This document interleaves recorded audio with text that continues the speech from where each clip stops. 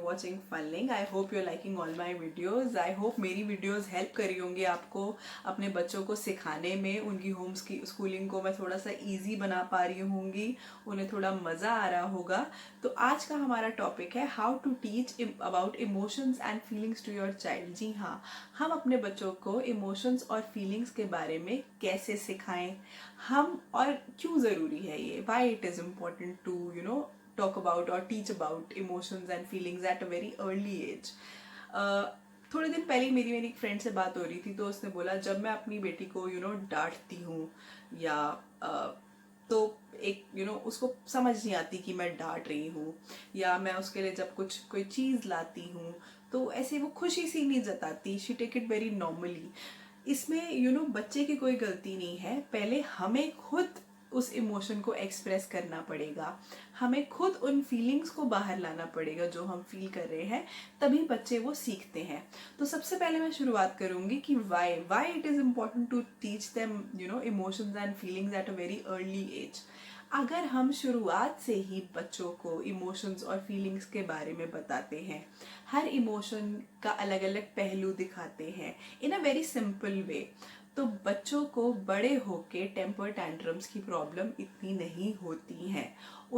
वो अच्छे से अपनी फीलिंग्स बता भी पाएंगे दूसरों को, और दूसरों की फीलिंग समझ भी पाएंगे, और साथ में उनका एक ईजी मेल्ट डाउन रहता है। वो ऐसे हमेशा हाइपर एग्रेसिव इन सब चीज़ों से थोड़ा सा दूर रखेंगे खुद को, और जैसे मैंने आपको बताया दूसरों की फीलिंग समझ के ईजी कामनेस एक आती है, उनके बिहेवियर में एक अच्छी डेवलपमेंट होती है, उनकी एक अच्छी पर्सनालिटी बनती है। जिन बच्चों को हम शुरू से ही इमोशंस और फीलिंग्स के बारे में बात करते हैं, वो बच्चे बहुत इजीली किसी से भी मिंगल अप हो जाते हैं, काफ़ी बेटर अंडरस्टैंडिंग होती है उनकी टूवर्ड्स अदर्स, वो इजीली फ्रेंड्स बना लेते हैं, अपने सोशल सर्कल में इजीली एडजस्ट कर पाते हैं। तो ये चीज़ें बहुत हेल्पफुल होती हैं बच्चों की ग्रोथ में, उनकी डेवलपमेंट में, ओवरऑल डेवलपमेंट में। तो इसीलिए हमें बच्चों को शुरुआत से ही इमोशंस और फीलिंग्स के बारे में बात करके सिखाना चाहिए। अब बात आती है कि हमारा बच्चा तो अभी 2 साल का है, 2.5 साल का है या 3 साल का है, अभी हम कैसे उसे सिखा सकते हैं।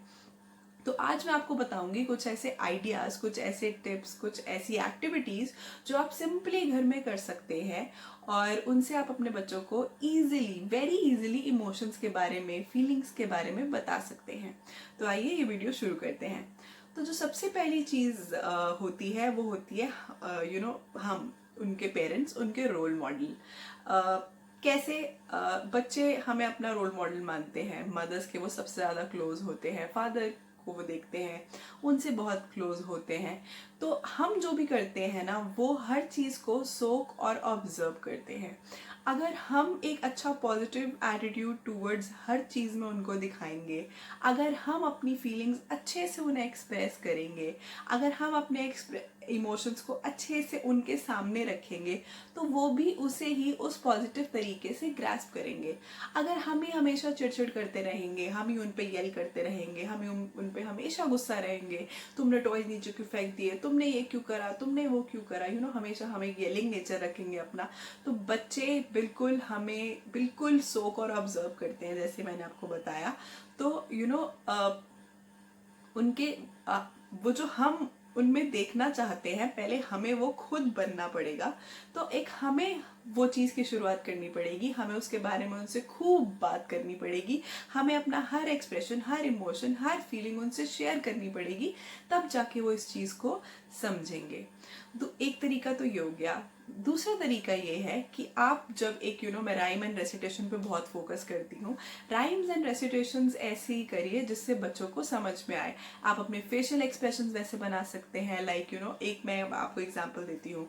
If you happy and you know it, clap your hands, clap clap. If you happy and you know it, clap your hands, clap clap. If you scared and you know it, shake and shiver. If you're scared and you know it, shake and shiver. ऐसे करके हम अपने बच्चों को rhymes के form में, क्योंकि बच्चे जो होते हैं वो राइम्स रेसिटेशन को बहुत अच्छे से समझ पाते हैं, उनके लिए वो, हमारे लिए वो एक राइम है, पर उनके लिए एक बहुत सिंपलेस्ट फॉर्म है सिखाने का उन्हें almost her cheese.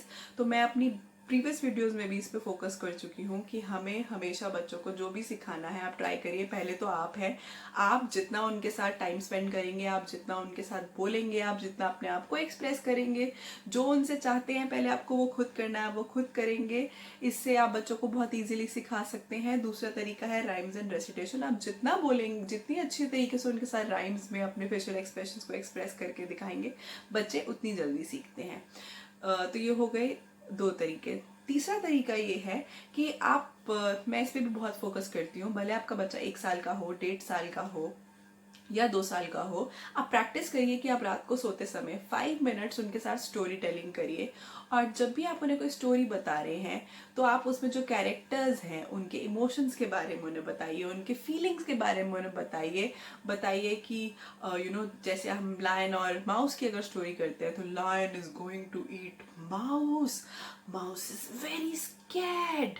So like this हम ऐसे पोर्ट्रे कर सकते हैं, हम बच्चों को सिखा सकते हैं कि जब हम स्केर्ड होते हैं तो हम ऐसे होता है, जब हम सैड होते हैं तो हमारा सैड फेस हो जाता है, जब कोई हैप्पी होता है तो वो पीपल लाफ आउट लाउड, वो अच्छे से खुश होते हैं, जब मम्मा आपके लिए कोई टॉय लाती है तो खुश हो जाते हैं, जब पापा आपके लिए कुछ लेकर आते हैं तो आप खुश हो जाते हैं, जब आपको चॉकलेट मिलती है खाने को तो you get happy. So like this you can talk to children about emotions.